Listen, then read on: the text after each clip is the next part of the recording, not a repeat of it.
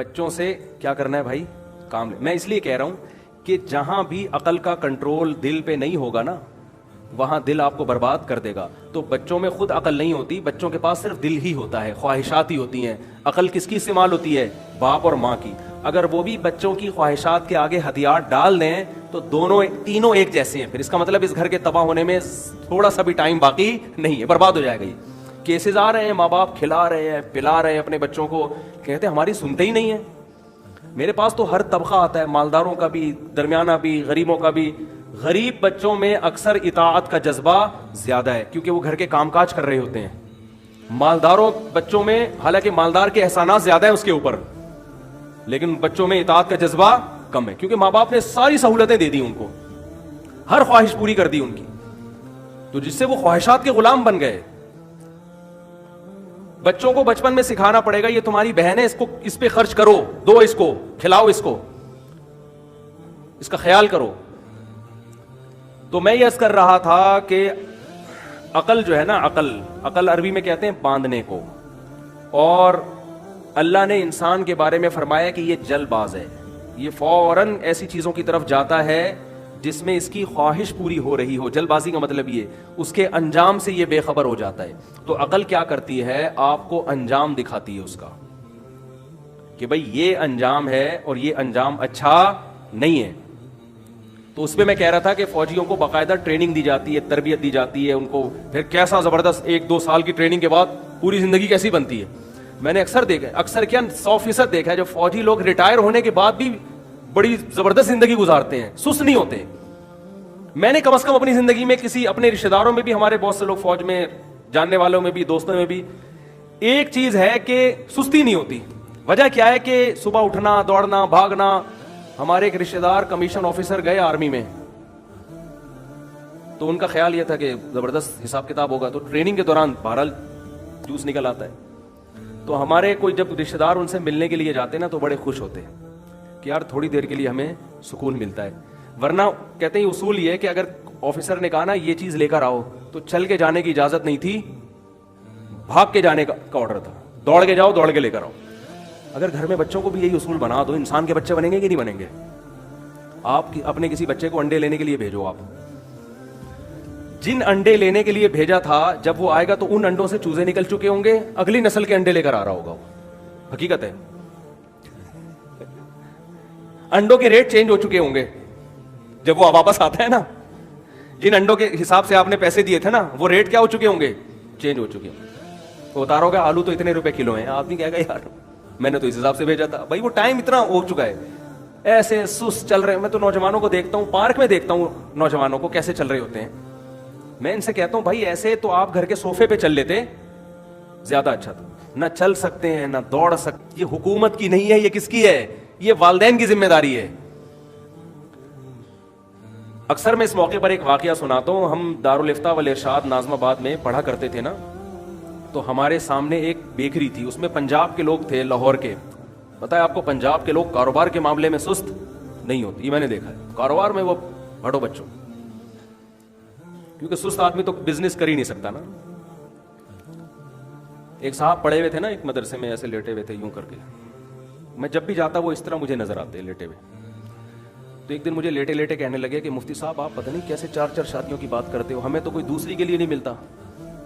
تو میں بھی ان کی ساتھ والی کرسی پہ نا ایسے لیٹ گیا یوں کر کے. میں نے کہا اس کنڈیشن میں آپ کو پہلی مل گئی, اس پہ اللہ کا شکر ادا, کیونکہ میں جب بھی آتا ہوں آپ کو میں یوں ہی لیٹا ہوا دیکھ رہا ہوں. میں نے کہا اس کے لیے ایسے تھوڑی ہوتا ہے بھائی, اس کے لیے تو دھکے کھانے پڑتے ہیں,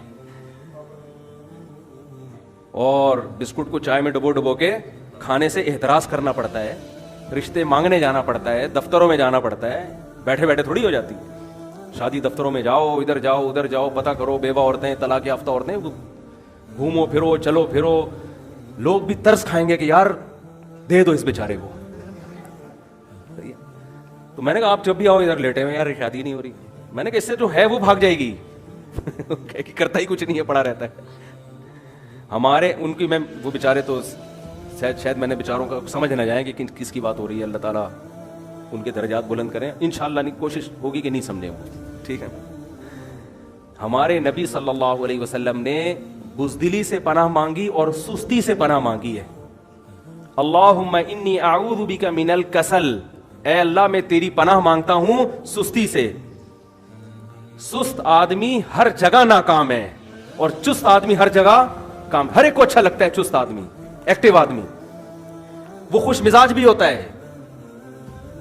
تو ایکٹیو رہا کرو. اور ایکٹیو بننے کے نسخے کیا ہے وہ میں اکثر بتاتا رہتا ہوں، میرا موضوع بالکل ہٹ جائے گا. ایکٹیو بننے کا سب سے بڑا نسخہ ہے کہ صبح جلدی اٹھ کے جاگنگ کرو. یہ پوستیوں کی طرح 11-12 بجے تک بس صبح اٹھو. آج کل تو سردیاں، فجر سے پہلے جاگنگ کر لو، بھاگو. نہیں آتا تو میرے پاس آؤ، میں بھگاؤں گا آپ کو. ایک دفعہ میں نے ایسے ہی کیا، 3 دن کی ورکشاپ کروائی. اس کا نام رکھا ڈیجیٹل خانقاہ. میں نے کہا ہماری خانقاہ ہے، ویسے تو خانقاہ میں اللہ اللہ بھی ہوتا ہے، یہاں اللہ اللہ بھی ہوگا، تہجد بھی ہوگی، لیکن تمہارے باپ کو بھی بھاگنا پڑے گا کیونکہ یہ سست آدمی شریعت میں نہیں ہے. تہجد پڑھ رہے ہو، دعا مانگ رہے ہو، وہ صحیح، لیکن اگر آپ سست ہو تو یہ دیندار آدمی اسلام کو بدنام کرے گا. سمجھ رہے ہیں؟ نہیں آ رہی بات سمجھ میں؟ جب لوگ دیکھیں گے نمازی بھی ہے، تہجد گزار بھی ہے، لیکن سست ہے، تو اس سے بدنام نمازی ہوں گے کہ نہیں ہوں گے؟ لوگ کہیں گے یار یہ دنیا دار اتنے ایکٹیو ہوتے ہیں اور یہ نمازی کیسے ہوتے ہیں؟ تو میں نے 3 دن کا ایک ورکشاپ کروائی. اس میں لوگوں سے فیس لی، اس لیے کہ ان کے مصارف ہم اپنی جیب سے تھوڑی کھلائیں گے آپ کو. اتنے بھی ہم نیک نہیں ہیں کہ تمہارے فائدے کے لیے اپنی جیب سے میں کھلاؤں. میرے کیا لگتے ہو بھائی آپ؟ اور جس چیز پہ انسان کا اپنا پیسہ خرچ نہ ہو اس کی دل میں قدر بھی نہیں آتی. فری کا لنگر ہوتا تو پورا کراچی آ جاتا. ہم نے کہا فری کا لنگر نہیں ہے، کنٹری کلب وہ ہم بک کرائیں گے. 3 ٹائم کا کھانا وہ بھی آپ کے خرچے پہ ہوگا، کنٹری کلب کے کمروں کا کرایہ بھی آپ کے خرچے پہ ہوگا. سمجھ رہے ہو؟ تو آپ جب اپنے خرچے پہ انسان آتا ہے تو فائدہ ہوتا ہے. تو ان کو ہم نے 4 بجے بھگایا تو ایسے ایسے کیس سامنے آئے نا، میں حیران ہو گیا. پہلے تو میں نے خود تھوڑی سی ٹریننگ کر لی کیونکہ مجھے بھی بہت دن ہو گئے تھے بھاگے ہوئے. میں نے کہا ایسا نہ ہو میں ہی نہ بھاگ سکوں. تو میں نے پہلے پارک میں، شیخ پہلے خود تو سیدھا ہو جائے نا کیونکہ مجھے بہت دن ہو گئے تھے بھاگے ہوئے. تو میں نے پہلے دیکھا میرا اسٹیمنا برقرار بھی ہے یا نہیں ہے. تو میں نے اس سے 1 دن پہلے پارک میں دوڑا تو اللہ کا شکر ہے سیٹ تھا. میں نے کہا اپنی سیٹنگ صحیح ہے. تو پھر ہم نے ان کو کہا چلو بھی صبح 4 بجے، وہ بھاگ ہی نہیں رہے، چل رہے ہیں. میں نے کہا بھائی یہ میں اس لیے آپ کو بتا رہا ہوں آپ بھی ایسا کرو. میں نے کہا بھاگو یار. کہہ رہے نہیں بھاگا جا رہا. میں نے کہا تھوڑا سا تو بھاگو یار، 2 قدم تو بھاگو. 2 قدم بھاگو گے پھر کل 3 ہو جائے گا، پرسوں 4 ہو جائے گا. آہستہ آہستہ انسان میں اسٹیمنا بنتا ہے نا. میں نے ہمارے کلاس میں ایک بہت باریک سا لڑکا تھا، بہت ہی دبلا، کہنا دبلے پن کی توہین ہے، باریک تھا وہ.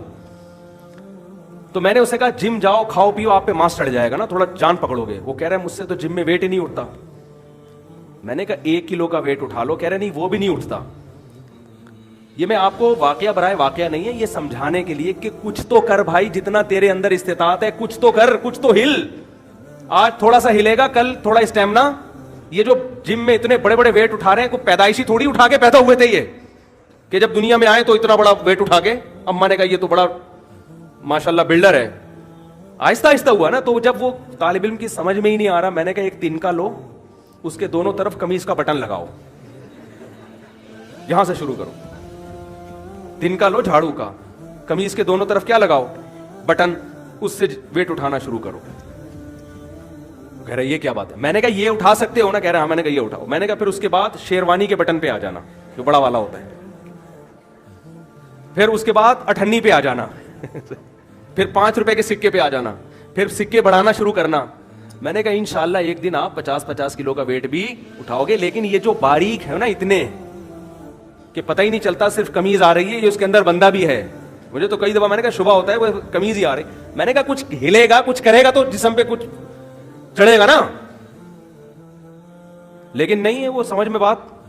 کچھ دوائیں کھانا شروع کر دیں گے، ڈاکٹر ٹیکے لگوا رہے ہیں، پتہ نہیں کیا کیا کر رہے ہیں. تو سست آدمی کے مقدر میں اللہ نے میرے بھائی ناکامی لکھی ہے.